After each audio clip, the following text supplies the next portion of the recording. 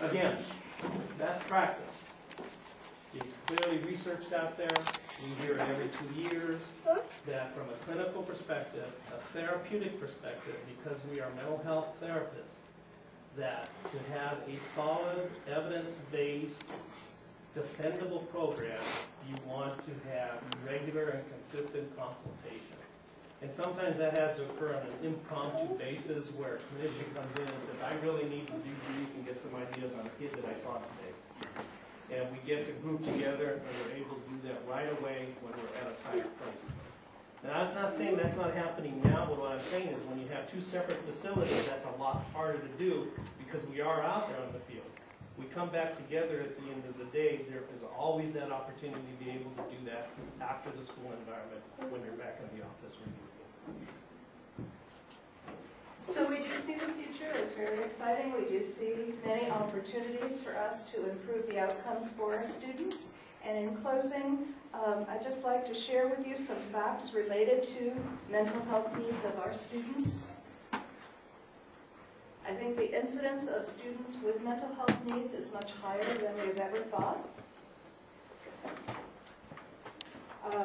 We need to have a plan to address mental health issues if we really expect to change the outcomes. More than half of our students with emotional disturbance drop out of high school. 2 years after high school, at least over half of them have been arrested. They're on probation, parole. Students who are emotionally disturbed report the use of alcohol, drugs, smoking at much higher rates than any other students that we have. And these are students we have on our campus now. Go ahead. It does begin early. If we don't address these problems at the preschool, kindergarten level, they do get worse. If we see 15% of our young children have already chronic to mild levels of behavior problems. Currently, the youngest student receiving SELPA counseling is in first grade. We have 3 first graders and 3 second graders. Because we don't have the facilities or the types of programs to address early intervention, such as play therapy or parent interaction therapy. If we look at children that are identified at ages 3 and 4, it's a 50-50 probability that they will continue to have these same problems as they move into adolescence. We'd like to really change that outcome. If you look at the correlation between preschool aggression and aggression in the future, it's higher than IQ correlation.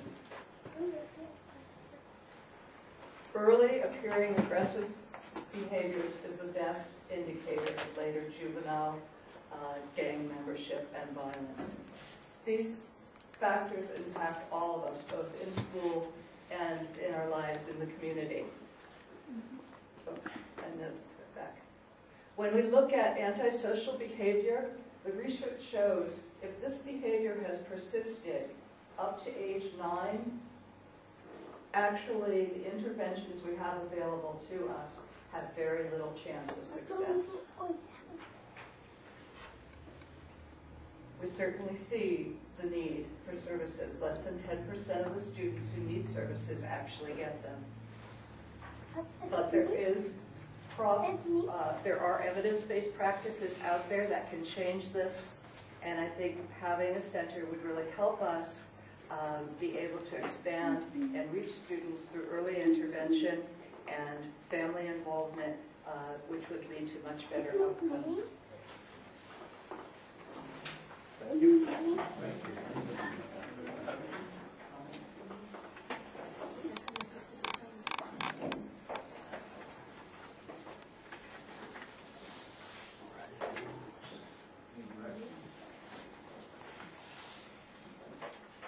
I will be sending out a request for you to look at any space you do have available, and I'm just going to try to outline the space needs we would require, and I was trying to get a hold of Medi-Cal requirements. I saw some of them I know the whole checklist I couldn't find, but I know the county's just gone through this process too, so I sent an email over there. So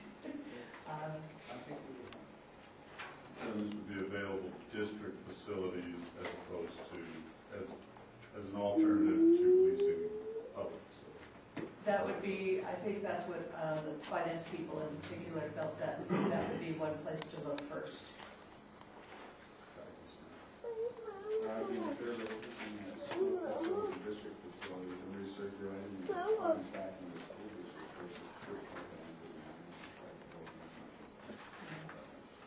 It would just be a cost analysis of what that would cost us, because there would be some need to reconfigure the space. Our classrooms are one big space, so having confidential areas for therapy, as well as group therapy and some play therapy space, and then just office space for the counselors.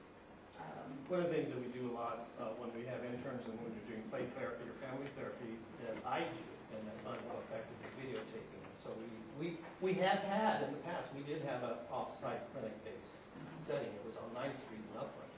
And we had that for several years. We had an active and a very active intern program. We take interns to UCLA, USC, Cal State Long Beach, Laverne, Cal State Dominguez Hills, Cal State East LA.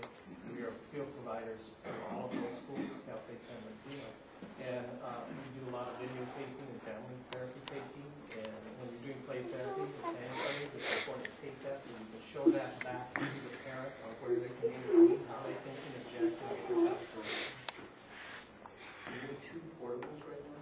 We're in 2 portables on Valdez Elementary School and at Tony Merced.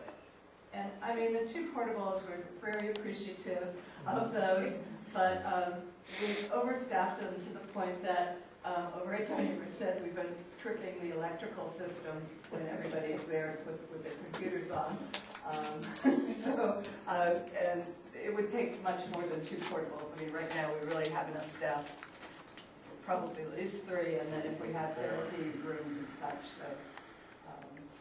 I don't think anyone at the table argue the value and validity of the program. I think my concern, just for me, is when we're having to look at every penny, expanding new facilities is a tough thing to do.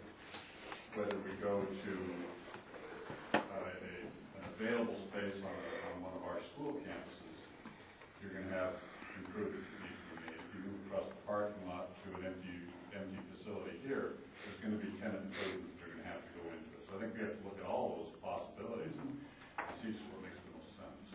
Yeah, I agree. We do, and it's kind of unique in that nearly every other area of education we have less money, and fortunately we did get an infusion of money for for taking over these responsibilities that were with PPH. So the funding will come entirely from a restricted categorical. Yes. But it's not entirely, I'm sorry. Oh.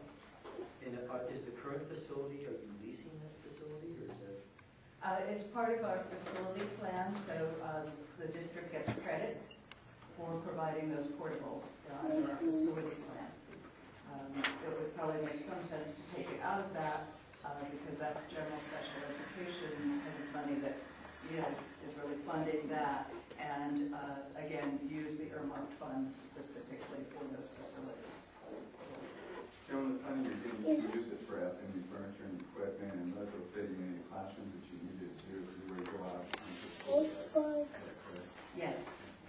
And if you, when we get to the mental health funding allocation, there is a letter dated January 5th, which discusses some of the appropriate expenditures for this money. So we haven't had a lot of guidance in that area.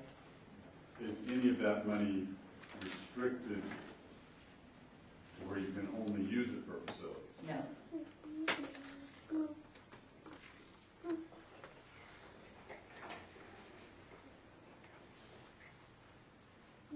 Any more questions? We want to thank you both very much for your interesting presentation. Mrs. Mendoza, you want to speak to you? I wanted to speak on P5 and what basically I'm trying to say last time at the superintendent council meeting is utilize your money well. We don't have much money, okay? And to go out and lease a facility without all the parties involved being aware of it and what's going on, I didn't think it was appropriate, okay? But do I think that there needs to be a new facility? Yes. But do I think that it needs to be leaned more towards the Medi-Cal facility that is certified? Yes, because you get more funding that way because you can take children that have Medi-Cal. It can be kind of self-funding to a certain point. We need to spend our dollars wisely, and I really think we need to go into that avenue. And we have somebody, Bonnie Mooney, that can help the SELPA. We've already created a Medicaid facility to do that. So I think that the money should be utilized for something like that because like Dave said, he hit right on the market where a lot of this stuff needs to be done, especially the play therapy, all that stuff. We do need a facility for that. Can we do it actually at a school district? I don't know because I don't know how empty some school districts are. But if there is a school district that does have empty offices that can, you know, at least lease for 5 to 10 years, maybe that's the avenue to go. But I don't know until, you know, the school districts submit that to the SELPA and everybody is aware of actually what's out there. But I really do feel that, you know, we really need to use the money wisely. And like, you know, the clinicians sharing the phones, I don't understand why they're sharing phones when, you know, I don't know if the SELPA falls under it, but, you know, under the E-rate, you can get cell phones for like $10 a month. So, I don't understand why they don't have cell phones, especially if they're clinicians. They need to be able to respond back. So, and if they're not really in those portables that often, you know, it brings up questions regarding that. And then also, Joan had a slide regarding autism training, okay? We used to have an autism support group that was training, and unfortunately, per Joan's direction, it was ceased to exist anymore because we had Andrea Ward, Rita Lube, and myself present at the meetings, which she did not like, so she ended those. So I want to make sure that that little slide there stays there, and when this clinician opens, that that becomes part of it, and it does not get ended because of people that are participating. So I want to make that very clear now, because I do like that. Thank you. Thank you. Laura Martinez, I don't know which item. Oh, this one. This one? Yes, sorry. A5. Yes, Thank you. B5. Please jump Well, I would first like to thank Mr. Romo for the presentation that he developed and his team. Many of you don't know me, and you wouldn't, but I'm a parent of 3 special needs children.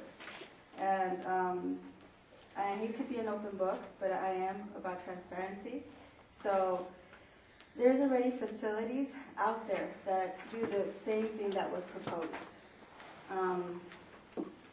They service our children the same way, and then it is my understanding that it might be cheaper to contract out to these facilities that do exactly what they're doing, what they're proposing, and it might be cheaper.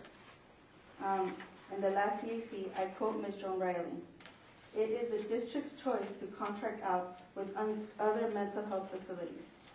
Like Mr. Romo stated, children do need a wraparound service." So I believe just that there's a cheaper way, and like Ms. Mendoza was saying, we need to save all the pennies we can get. So that's all I want to say. Thank you. We're going to move into our public. Joan, you can get one facility or 2. I'm just thinking for parent access, spreading from Chino to Fontana. Right, we're looking at one facility primarily because of the fact that it would be beneficial to have all of our clinicians